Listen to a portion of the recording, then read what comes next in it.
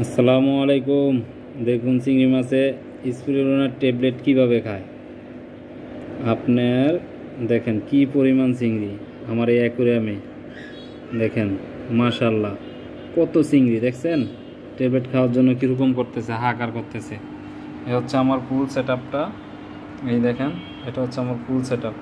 তো দেখা যেতেছে এখানে প্লান্টের ভিতরে চিংড়িগুলো লুকিয়ে থাকে। হ্যাঁ, কিন্তু এখন মনে করেন যে খাবার দিয়েছিলাম, খাবার দেওয়ার পরে দেখেন কিভাবে চিংড়িগুলো খাবার খাইতেছে, খাবারের জন্য কীরকম হাহাকার করতেছে, এক একটা কীভাবে ছুটাছুটি করতেছে। দেখেন স্পিরুলিনা ট্যাবলেটের জন্য কীভাবে পাগল হয়ে যেতেছে গা। দেখেন মাশাল্লাহ আমার এখানে প্রচুর প্রচুর চিংড়ি আছে। কারো যদি প্রয়োজন হয় আপনারা আমার সাথে যোগাযোগ করতে পারেন। আমি একবারে কম রেটে সেল দিই, কারণ এগুলো আমি নিজেই বিট করাই, তো যার জন্য আমি কম দামে ছেড়ে দিই। এই দেখেন ডিম আছে, এই দেখেন ফুল লোড, এই দেখুন একদম পুরো লোড, অনেকগুলো আছে বেশ। এখানে ডিমওয়ালা আছে, আপনার চাইলে যদি অনেকে মনে করেন যে ডিম সহ নেবেন তাও নিতে পারেন। আর ডিম সহ ফুল কালার একদম হাই কোয়ালিটিটা নিলে প্রাইসটা একটু বেশি পড়বে।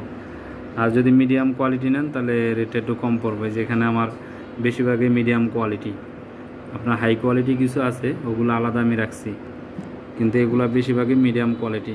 দেখেন এখানে এটা হচ্ছে আমার পুরো সেট আপ। এই দেখেন আমি কিভাবে রাখি, এখানে হচ্ছে আমার ফুল সেট আপ।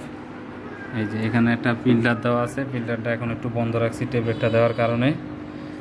এটা খাওয়া শেষ, হয়তো 2-4-5 মিনিট লাগবে খাইতে, খাওয়া শেষে আবার ট্যাবলেটটা দিয়ে দেবো।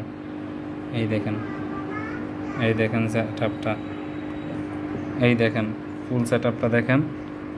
আর এত পরিমাণ শিম্প আসলে এগুলা পালন করা খুব সহজ।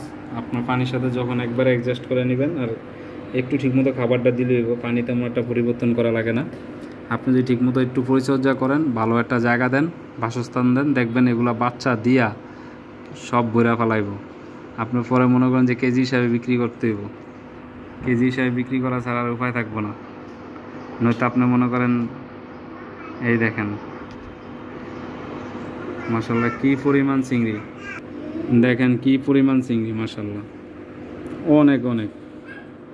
আপনার চিংড়ি পালা এত সহজ আমি আগে জানতাম না। তবে আমি প্রথম যখন চিংড়ি পালন শুরু করি তখন কিছু কিছু পেয়ার আনতাম মারা যেত, আনতাম মারা যেত। পরে এক বাইর থেকে 50টা নিছি, ওখান থেকে মনে করেন আমার ডিম বাচ্চা করার পরে প্রায় 200-300 হয়েছিল, হওয়ার পর আবার মারা গেছে। পরে 7-8টা চিংড়ির থেকে তারপরে এই যে গত 5 মাসে এত চিংড়ি। আমার এখানে তো অল্পই, আরও আছে, আমার ট্যাঙ্ক আছে বাহিরে, ট্যাঙ্কে মনে করেন আরও অনেক বেশি আছে। এগুলা কখন বাচ্চা দেয় কিভাবে দেয় নিজেও জানি না। আর আপনি চিংড়ি বিশেষ করে ট্যাটটা গাপ্পি এগুলোর সাথে পালতে পারেন।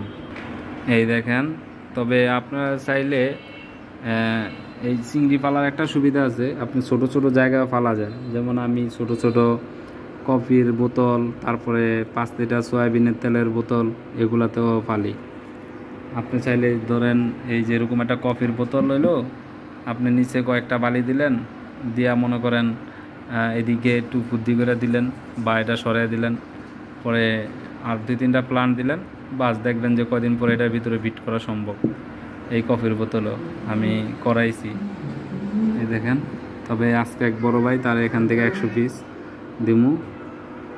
বড় ভাই আবার 6 পিস 6 পেয়ার মাস্টার পেয়ার চাইছে, মাস্টার পেয়ারটাও দিমু বড় ভাইরে।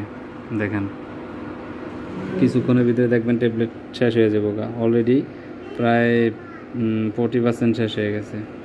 খুব দ্রুত খায়া শেষ করে দেবো দেখবেন। ওকে, সবাই ভালো থাকবেন, আল্লাহ হাফেজ। আর চিংড়ি সম্পর্কে যদি কারো কিছু জানার থাকে কমেন্ট করেন, আমি আপনাদের কমেন্টের উত্তর দেব।